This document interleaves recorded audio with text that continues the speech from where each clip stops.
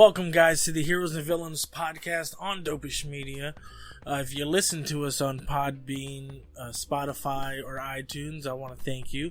If you're looking at us on YouTube, give us a like and subscribe. Also, give us 5 stars if you're on YouTube, because that apparently works. That's cool, too. If you're new to this podcast, it's a comic book-based podcast. Basically,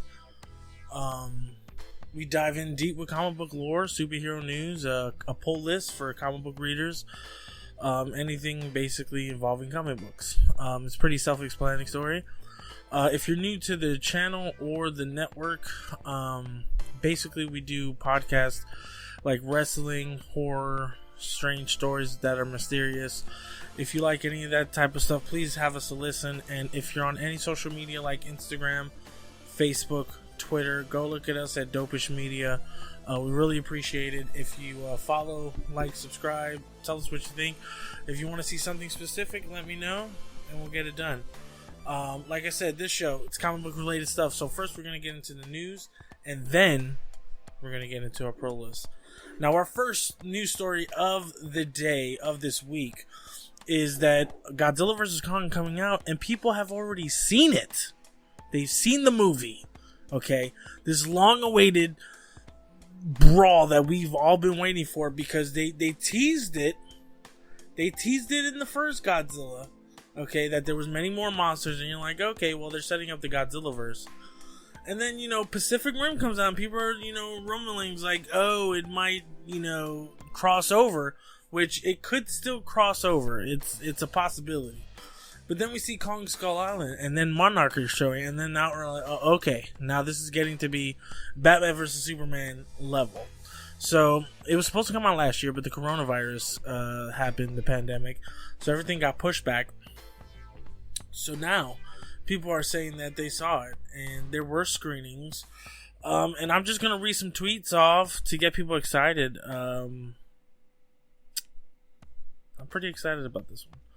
Alright, one person says, I have seen Godzilla vs. Kong, and my review is that I'm going to watch this movie every day it is available on HBO Max, turning the volume up on my television a little bit every time.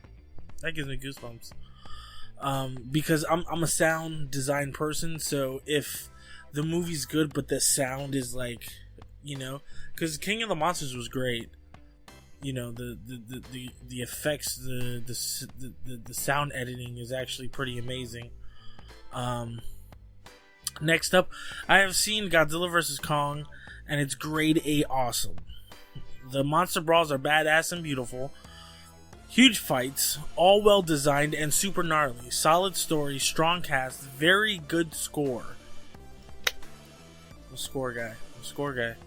A true midnight monster movie, and my favorite of the 4 modern Godzilla Kong movies. Ooh, this is a lot. That says a lot. Oh, man. Well, we're gonna see.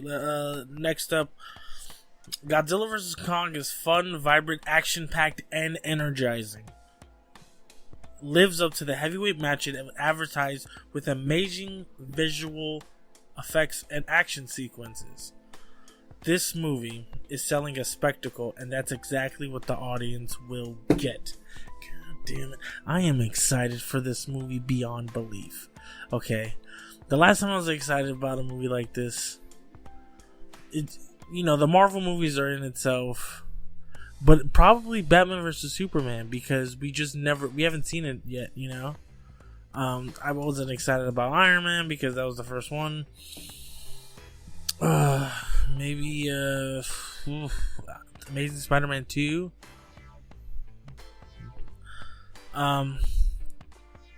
Okay, I absolutely hated the prior Godzilla movie. Ooh. This might be a bad one. So here's the utmost praise I can give a movie like Godzilla vs. Kong. It is a coherent movie with daytime fights, and I could always see what was going on. I truly mean that as a compliment. That's funny. Hey, man, they can't all be good reviews, right? People have opinions. Okay, and then I got the last one. have seen Godzilla vs. Kong twice. The human scenes are exactly what you expect and not worth talking about. The Godzilla and Kong stuff is why you pay to see this movie on an IMAX screen. They each have scenes that showcase their power, and the third act is awesome. So there you go, man.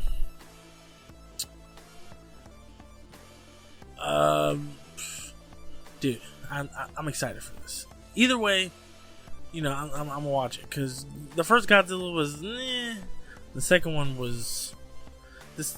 If the first one, the volume was at a 3, Godzilla 2 was at a decibel deafening level, and Kong was like a good sequel, and this one was leading up to. I don't know, man. It's tough. You know what's cool though?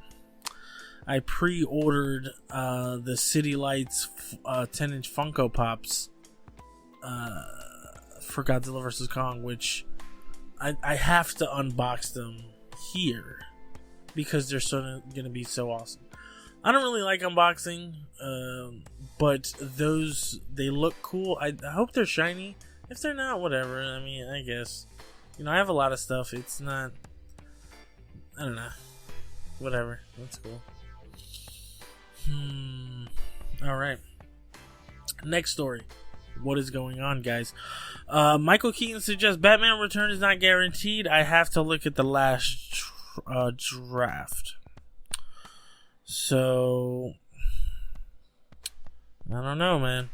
He had an interview with Deadline, and he says, I mean, you know, to tell you the truth, somewhere on my iPad is an iteration of the whole Flash thing that I haven't had time yet.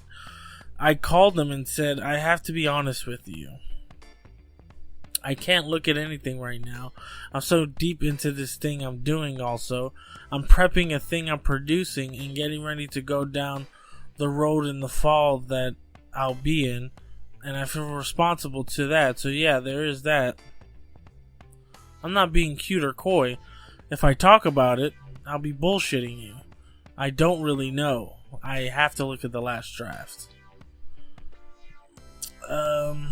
You know, it's... He could be under, you know, scrutiny. You know, that story broke. It was crazy. I mean... having Ben Affleck and Michael Keaton in one movie. And remember, if Michael Keaton passes, Warner Brothers is going to have to... I mean, you're not really forced because you're getting a good Batman anyway. They're going to have to talk to Bale, which was intentionally the story. If Keaton passed, Bale would be the one to go into the universe, which I'm okay with. If Bale became the Batman of the universe DC with Henry, it's what should have happened in 2013. I mean, mind you, we'll see what happens, right? Keanu Reeves is set to star in a movie in a follow-up anime series based on Berserker comic book. Now, if you're not familiar with it, it's a brutal epic saga about an immortal warrior's 80,000 year fight through the ages. This guy's who's immortal, right? Supposedly Netflix is developing a live action movie with Keanu Reeves. He will produce and star in the movie and voice the anime. So they're gonna have an anime and then a live action movie. This is good because anything with I don't know, Keanu Reeves is good with action, so I feel like I've never seen 47 Ronin, but that's what I'm guessing this might look like. Who really knows, you know? Who really knows? Baba Ganoush. Which is kind of crazy, because he has John Wick 4 and 5 and The Matrix 4. Man, this guy's like super duper busy. I can't even believe this right now. That's crazy. Anyway. Shazam! Fury of the Gods cast Dame Helen Mirren as the villainous Hespera. Wow. That's a big name. Unfortunately, I have to admit something. I haven't seen Shazam all the way. So I don't know how to feel about this, but it's Ellen Mirren, right? She's pretty cool. You know what else is pretty cool? That this week came out with The Falcon and the Winter Soldier. Now, I have to give some story. I've done reaction videos to trailers, and you know, I've done basically that's it, right?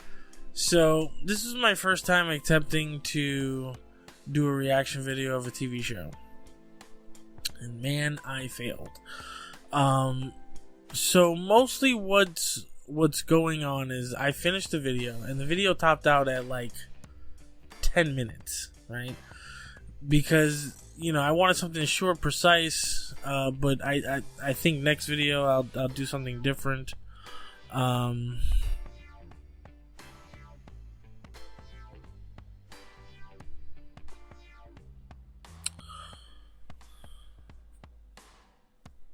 Let me see. What happened here? There we go. So, I did the video. I posted it, and I tried to do everything, still blocked. So, I went to dispute it. We'll see how that goes. I don't know. But moving forward, episode 2 on, I'll definitely know what to do now. It's kind of funny, but it'll get done. And I'm sorry for anybody who was looking forward to that reaction and didn't get it through. I should have done the due diligence, but hey, it's neither in there. You can't really do anything about it. But my review is this. It's action packed in the beginning. I was really excited to see that. I like the dynamic between Bucky and his therapist. I like that Falcon has like a sidekick kind of thing going on. They're both, I wouldn't say they're both in starring roles yet. You know, they're not both Captain America, but they're looking towards a goal to predominantly make sure Captain America, at least in name, stays with, you know, some kind of integrity and stuff like that. Yeah, you know, at the end, spoiler alert, you know, they get a new Captain America, which, you know, if you've been following the stories, I've been knew that. I seen the suit already, and the new A with the star, which kind of looks stupid. But that's what it's meant to do. You know, it's meant to convey a sense of like, what the hell's going on? You know, this is not Steve Rogers, but you didn't want Sam to do it, but then you want this guy who looks like Steve Rogers. So there's several layers of storytelling that could go there. They could go left or right with that one. But I'm excited to see it going forward. It looks like a political thriller in the vein of Winter Soldier. So I'm glad to see what happens. You know, it was a good show. It was a good show. I definitely am looking forward to this. Oh snap! Oh snap! I guess it's about that time, guys. About that time. Now listen, if you have any stories or anything you want me to cover, I'll definitely cover it. Actually, wait, there was one more thing that I wanted to cover. What else came out? Was there anything else that came out? No, nothing huge. Justice League came out this week, and at first I thought, I was gonna do a reaction video. It's a 4-hour long movie. Not gonna happen. But plus I've seen the movie and it's still the same. Okay, so everybody's praising this movie. Great. Let me give you the real deal. I haven't seen it fully, like, you know, like the 4 hour altogether. right? And I will. I'm gonna sit down tomorrow, look at the 4-hour cut.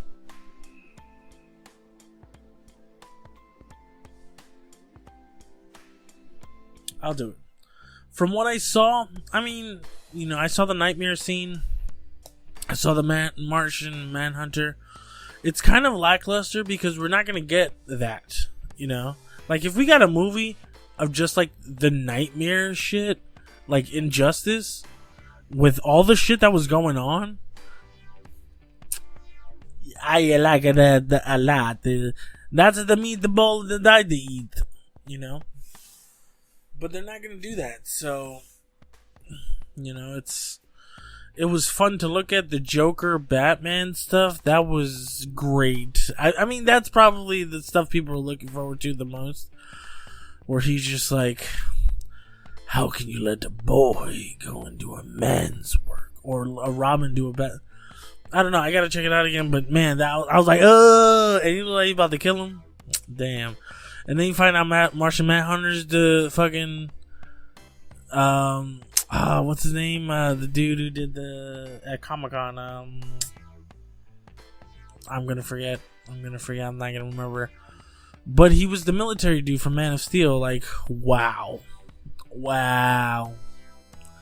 Talk about a morsel of rumor, or I guess fan fiction, because it never came true, and he became that. That's awesome. I like it. And he has a great voice. Man, I want this to continue, but it's not going to. So, damn. Just imagine, man. Just imagine.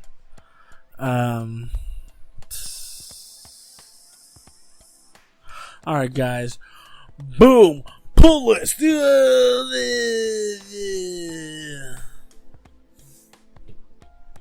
What's up, people? Now remember, go into your local comic book stores. I know with everything going on, like I always say this, it's hard, right? You might get sick, you might not. Who knows? What kind of world we live in? But we live in a world where we can enjoy some stories, some good books, and have some fun, right? So my first up for this week is Alien #1. I'll just read this off because I can't read for shit. The iconic cinematic terror makes his Marvel debut. Gabriel Cruz gave his life to Wayland Yutani. In case of an alien attack, he barely survived. Almost literally. Recently retired, Cruz is trying to patch things up with his abandoned son and help of his friend, a Bishop-modeled android. But his re-entry into civilian life is not going smoothly, and his encounters with the deadly xenomorph are far from over. Philip Kennedy Johnson and Salvador LaRocca team up tell an all-new tale of the titan of horror in science fiction that was scared audience for decades. No one is safe, no one is innocent, and no one can hear you scream. This is from Marvel, which is... I didn't know they had the rights to the comic books, but Alien's Alien. Come on, man, you have to at least like one of the aliens. I mean, there's been one for every decade for the past like 50 years. Pick one. Resurrection or what's the other one? Salvation. That's Terminator. Fuck. I'm gonna read it. So, number 2, Miles Morales, Spider-Man 24. The King of Black puts Miles back against the wall using one of his best friend's super hands around his throat. Can Miles bounce back from any of his soul intact? I'm putting this on the list because it's a good book. I've been reading it for a while. And plus, we have one more month until the Clone Saga. Now, the Clone Saga of the 90s sucked. But I think with this one, it could be better. I'm really hopeful. Number 3, we have Batman White Knight presents Harley Quinn #6. Now, book 6 is Gotham City's fate hangs in the balance in the conclusion to Harley Quinn's quest to catch a serial killer. Harley knew the risks when she agreed to help the GTO capture Gotham's most savage new criminals.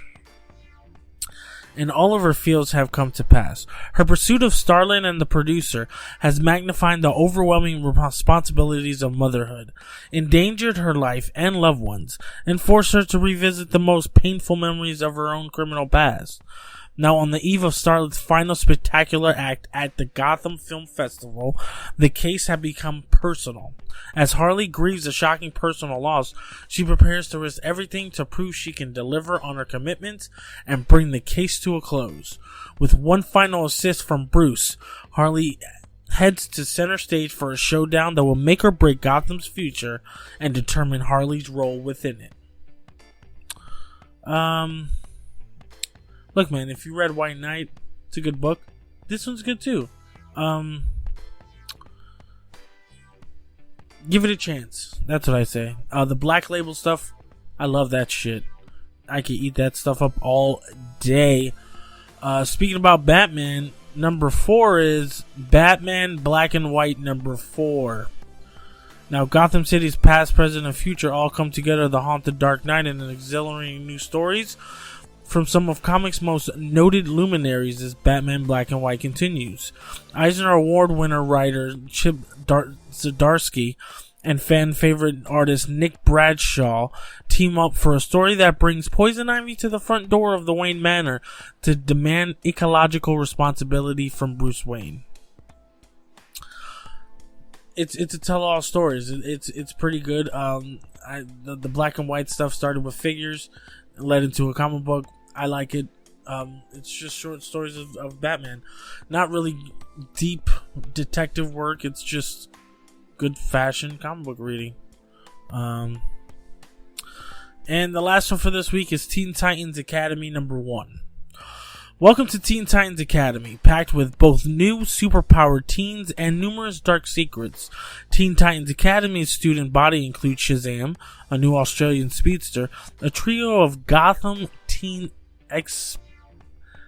peritrites obsessed with Batman, and one member of the First Class will become the Deadly Red X. Original new Teen Titans, including Nightwing, Starfire, Raven, Cyborg, and Beast Boy, take on the role of teachers and mentors for superpowered teens. Their goal to shape the next generation of heroes. This is almost like Marvel's Strange Academy, in a sense. If you know what I'm talking about, then you'll know what I'm talking about. That seems like a good book. I'm probably going to read it tonight. That's probably going to be the first one I read, and then I'll do Black and White and all the other ones. Just double check. Yeah, man, that's the episode for this week. If you find something you like, let me know in the comments below. Also, give us 5 stars on any podcasting platform, including Spotify, iTunes, Podbean, Google, anything you listen to us on. Let me know. Also, if you're on YouTube, comment, give it the thumbs up, like, subscribe, do the things you need to do to get us rolling. I am Chris, I am your leader, and remember, any place that has heroes and villains, that's where we'll be. So talk nerdy to me.